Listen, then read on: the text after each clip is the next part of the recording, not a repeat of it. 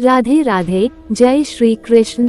प्रिय भक्तगणों, आज हम इंदिरा एकादशी की कथा का श्रवण करेंगे। इसके साथ ही उसकी विधि और शुभ मुहूर्त के बारे में भी जानेंगे। इंदिरा एकादशी पर व्रत कथा का पाठ जरूर करना चाहिए। जो लोग व्रत कथा का पाठ नहीं कर सकते हैं, उन्हें इस कथा को सुनना चाहिए। पितृपक्ष के दिनों में अश्विनी माह की कृष्ण पक्ष की एकादशी को इंदिरा एकादशी के रूप में भी माना जाता है। इसे श्राद्ध पक्ष की एकादशी भी कहा जाता है। यह एकादशी पितृपक्ष में होने की वजह से इस एकादशी की अहमियत अधिक हो जाती है, क्योंकि ऐसा माना जाता है कि इस दिन पूजा, व्रत, दान करने से हमारे पितरों को पाप कर्मों से मुक्ति मिल जाती है और उन्हें मोक्ष मिलता है।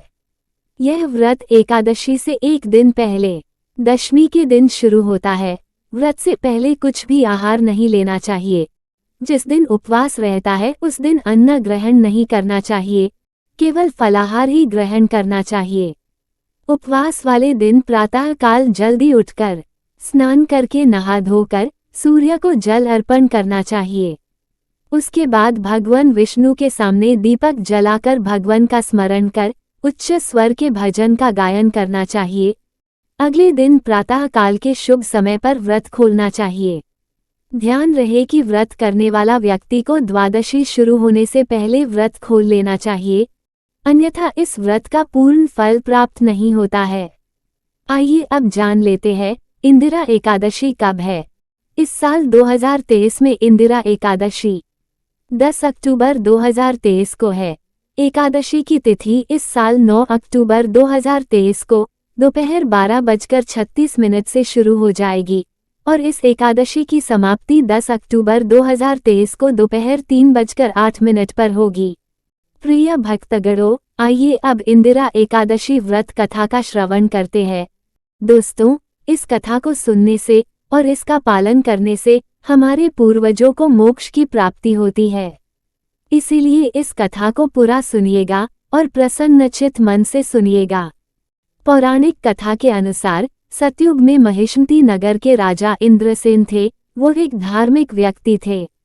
वे भगवान विष्णु के बहुत बड़े भक्त थे। उनके पास किसी चीज की कोई कमी नहीं थी। वे हमेशा ही अपनी प्रजा के भले के बारे में सोचते थे और भले का कार्य ही करते थे। इसके साथ साथ उनकी ईश्वर में भी अटूट आस्था एवं श्रद्धा थी। एक बार नारद मुनि भ्रमण करते हुए उनके दरबार में पधारे। राजा ने उन्हें देखते ही हाथ जोड़कर उनका स्वागत किया और उनका पूजन किया। राजा ने महर्षि के आने की वजह पूछी तो नारद मुनि ने जवाब दिया, हे राजन, मेरे वचनों को ध्यान से सुनो। मैं एक समय ब्रह्मलोक से यमलोक गया। वहां उनकी मुलाकात यमराज से हुई। नारद जी ने कहा कि इस दौरान मैंने आपके पिताजी को वहां देखा। वह यमलोक में थे। ये कहकर नारद जी ने राजा इंद्रसेन को उनके पिता का दिया हुआ संदेशा सुनाया। नारद जी ने कहा, उनके पिता जब एकादशी का व्रत रखे थे तो उसमें कोई बाधा आ गई थी, जिसके फलस्वरूप उन्हें यमलोक में यमराज के पास रहना पड़ रहा है। राजा को उनके पिता का संदेशा सुनाकर नारद जी ने राजा से कहा, आप अपने पिता को यमलोक से मुक्ति दिलाने के लिए इंदिरा एकादशी का व्रत करें। यह व्रत करने से आपके पिता को स्वर्ग लोक की प्राप्ति होगी।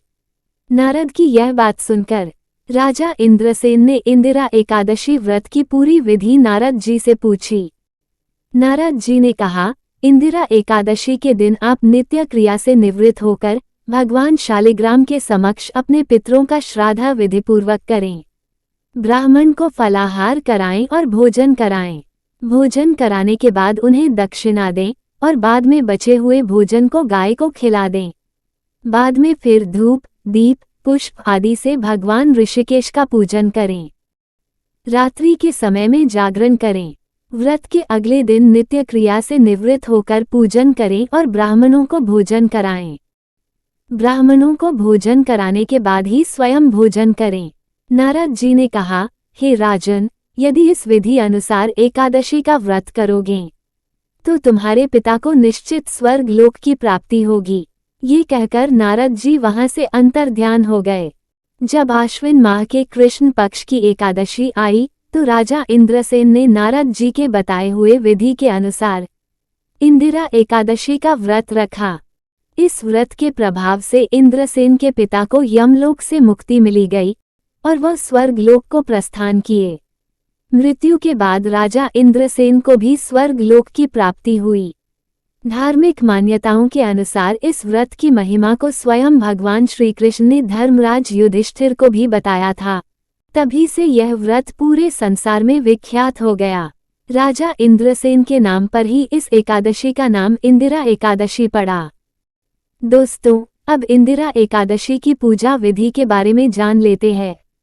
एकादशी व्रत में दिन में सिर्फ एक बार ही भोजन करना होता है। इस व्रत के दौरान ब्रह्मचर्य का पालन करना होता है। व्रत करने के लिए स्नान कर खुद को व्रत के लिए संकल्पित करे, विधि पूर्वक श्राद्ध संपन्न करे एवं प्रत्येक ब्राह्मण को भोजन व दक्षिणा प्रदान करे। पितरों के नाम से दान दिया हुआ अन्न पिंड गाय को खिलाएं। भगवान विष्णु को धूप, फूल, मिठाई, फल चढ़ाएं। एकादशी के अगले दिन, द्वादशी के दिन पूजा करके ब्राह्मणों को भोजन करवाएं और अपने परिवार के साथ भोजन करते समय मौन रहे। दोस्तों, आपको ये जानकारी कैसी लगी? उम्मीद करती हूँ यह वीडियो आपको अत्यंत पसंद आई होगी। अगर वीडियो अच्छी लगी हो तो एक लाइक जरूर करें। अभी तक चैनल को सब्सक्राइब नहीं किए हैं तो सब्सक्राइब करके बेल आइकॉन जरूर प्रेस कर ले और कमेंट में ओम नमः शिवाय, हर हर महादेव जरूर लिखें। मिलते हैं नेक्स्ट वीडियो में, तब तक के लिए धन्यवाद।